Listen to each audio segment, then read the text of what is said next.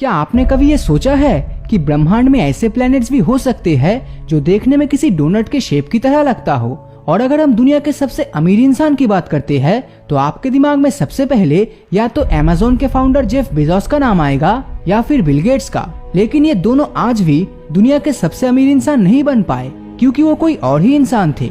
और इस दुनिया में ऐसे बिस्किट भी देखने को मिले जो 11 लाख रुपए में बिका था। और आज मैं आपको वीडियो के आखिर में एक ऐसे नंबर के बारे में बताऊंगा जिसको अगर आप गूगल में सर्च करोगे तो आपको कुछ ऐसा देखने मिलेगा जो आप सोच भी नहीं सकते। तो आज के इस एपिसोड में ऐसे ही खतरनाक और अजीबोगरीब फैक्ट्स की बारिश होने वाली है, जिसके बारे में आप शायद इससे पहले कभी सुने होंगे। फैक्ट नंबर 15, इजिप्ट में मौजूद द पिरामिड ऑफ गिजा का जो कोऑर्डिनेट है, मतलब मैप में किसी चीज को ढूंढने के लिए जो नंबर्स इस्तेमाल किया जाता है उसे कोऑर्डिनेट्स कहते हैं। तो गिजा के पिरामिड का कोऑर्डिनेट है 29.9792,458 डिग्री नॉर्थ। ध्यान से देखिए इस नंबर को। और अब हम अगर प्रकाश यानी लाइट की स्पीड को नापते हैं तो वो नंबर आता है 299,792,458 मीटर पर सेकंड। मतलब उस पिरामिड का कोऑर्डिनेट और लाइट की स्पीड एकदम सेम आ रही है। अब इसका दो ही मतलब हो सकता है, या तो यह सिर्फ एक इत्तेफाक है या फिर जब गिजा का पिरामिड बना था तब के टाइम के लोगों के पास लाइट के स्पीड को नापने की टेक्नोलॉजी पहले से ही थी। और यहाँ तब के टाइम का मतलब आज से 4,500 साल पहले की है। फैक्ट नंबर 14, साइंटिस्ट के मुताबिक हमारे इस ब्रह्मांड में किसी डोनट के शेप का प्लेनेट भी एग्जिस्ट कर सकता है। अब इसका शेप देखकर शायद आपको अब भी यकीन नहीं हो रहा होगा, तो आपको बता दूं, इस तरह के प्लैनेट्स के शेप को टॉरस कहते हैं और ऐसे प्लैनेटरी ऑब्जेक्ट को सिनेस्टिया कहते हैं। अगर दो रॉकी प्लैनेट्स के बीच जोरदार टक्कर होती है तो उनके बीच एक सेंट्रीफ्यूगल फोर्स एग्जिस्ट करेगा और यही फोर्स उस प्लैनेट को ऐसा शेप देगा। और अगर आप उस प्लैनेट पर उस समय रहेंगे तो वो नजारा कुछ ऐसा होगा। फैक्ट नंबर 13, हम लोग जब इंटरनेट में सोलर सिस्टम को देखते हैं तो वो हमें कुछ ऐसा खूबसूरत दिखता है, लेकिन अगर रियलिटी की बात करें तो हमारा सोलर सिस्टम ऐसा बिल्कुल भी नहीं दिखता, बल्कि वो कुछ ऐसा दिखता है। फैक्ट नंबर 12, अगर आपने हैरी पॉटर सीरीज की एक भी मूवीज देखी है तो आप इस पूरे सीरीज के मेन विलेन वोल्डेमॉर्ट के बारे में तो जरूर सुने होंगे, जो कि काफी अजीब दिखता है। लेकिन वोल्डेमॉर्ट के जिस वर्जन को आज हम देखते हैं वो दरअसल पहले कुछ ऐसा दिखने वाला था, लेकिन मूवी फाइनलाइज करते समय उसे चेंज कर दिया गया। लेकिन ये पहले वाला लुक ज्यादा खतरनाक था। फैक्ट नंबर 11, आपने बचपन में कभी न कभी नेपोलियन और हिटलर का नाम तो जरूर सुना होगा, लेकिन इन दोनों के बीच एक ऐसा कोइंसिडेंस या इत्तेफाक है जिसके बारे में सुनकर आप सोचने पर मजबूर हो जाएंगे।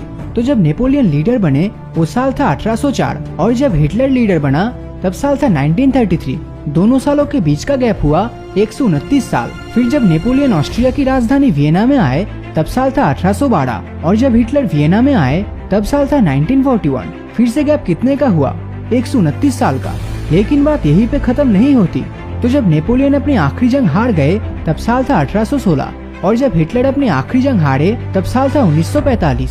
और इस बार फिर से इन दोनों सालों के बीच का गैप कितना हुआ? फिर से 129 साल। मतलब अपने करियर की शुरुआत से लेकर अपनी आखिरी जंग हारने तक हर जगह ये गैप 129 सालों का ही रहा। अब इसी बात पर इस वीडियो पे एक लाइक तो बनता ही है। फैक्ट नंबर 10, आपने ये तो जरूर सुना होगा कि जब किसी को फांसी की सजा सुनाई जाती है तो तब उसके बाद जज अपने पेन की नीब को तोड़ देते हैं। लेकिन वो ऐसा क्यों करते हैं? तो पेन की नीब को तोड़ना एक सिंबॉलिक एक्ट होता है। ये दरअसल इसलिए किया जाता है क्योंकि जिस पेन ने किसी इंसान की जान लेने की डॉक्यूमेंट्स पर साइन किया है उस पेन को फिर से किसी और की जिंदगी लेने के लिए इस्तेमाल ना किया जा सके, इसीलिए उसे तोड़ दिया जाता है। फैक्ट नंबर 9, आप माइक्रोसॉफ्ट के फाउंडर बिल गेट्स के बारे में तो जानते ही होंगे। और जब ये माइक्रोसॉफ्ट कंपनी के ओनर है तो उस हिसाब से इनके पास माइक्रोसॉफ्ट कंपनी का ही शेयर सबसे ज्यादा होना चाहिए, राइट? लेकिन आप बिल्कुल गलत सोच रहे हैं। माइक्रोसॉफ्ट कंपनी के मालिक होने के बावजूद उनके पास माइक्रोसॉफ्ट कंपनी से ज्यादा शेयर बर्कशायर हैथवे का है। और ये बर्कशायर हैथवे और किसी का नहीं बल्कि दुनिया के तीसरे सबसे अमीर इंसान वॉरेन बफेट का है, जिसे आज के समय स्टॉक मार्केट का भगवान कहा जाता है। फैक्ट नंबर 8, तो जब बात पैसे कमाने की होती है तो दुनिया में आज तक के सबसे अमीर इंसान की दौलत के बारे में हम जरूर सोचते हैं। और आज के समय दुनिया के सबसे अमीर इंसान अमेज़न के फाउंडर जेफ बेजोस है। लेकिन इस धरती पर एक ऐसे इंसान भी थे जिसके पास इतना दौलत था कि जेफ बेजोस भी उसके सामने गरीब लगने लगता। मैं बात कर रहा हूँ मानसा मूसा की, जिनका जन्म साल 1280 में हुआ था और वो वेस्टर्न अफ्रीका के मैलियन एम्पायर के रूलर थे। और इतना पैसा उन्होंने नमक और सोने का प्रोडक्शन और ट्रेडिंग के जरिए कमाया था। अगर इनकी संपत्ति की तुलना जेफ बेजोस से की जाए तो आज के तारीख में अमेज़न के फाउंडर जेफ बेजोस का नेटवर्थ है $171 बिलियन। तो वही दूसरी तरफ मानसा मूसा का नेटवर्थ था $400 बिलियन या फिर उससे ज्यादा भी हो सकता है। मतलब जेफ बेजोस के नेटवर्थ के डबल से भी ज्यादा पैसा मानसा मूसा के पास था। फैक्ट नंबर 7, क्या आप जानते हैं कि दुनिया में ऐसी कॉफी भी मिलती है जिसके ऊपर से बारिश होता हो, जिसे मेलोअर कॉफी भी कहा जाता है। और ऐसी अजीब चीज आपको चाइना में ही देखने मिलेगा, जिसमें कॉफी के ऊपर एक कॉटन कैंडी का क्लाउड दिया जाता है और जब कॉफी का वेपर और हीट कॉटन कैंडी तक पहुंचता है तो हीट की वजह से पिघलकर ये कॉटन कैंडी बारिश के रूप में बरसता है। फैक्ट नंबर 6, YouTube में एक ऐसा वीडियो भी मौजूद है जिसमें व्यूज 301 से आगे बढ़ ही नहीं पाता। नंबर फिली नाम से एक YouTube चैनल में ये वीडियो साल 2012 में अपलोड किया गया था। जैसा कि आप देख सकते हैं, वीडियो में 6.5 लाख से ज्यादा लाइक्स है और 1 लाख से ज्यादा कमेंट्स है, लेकिन फिर भी व्यूज 301 पे ही रुका हुआ है।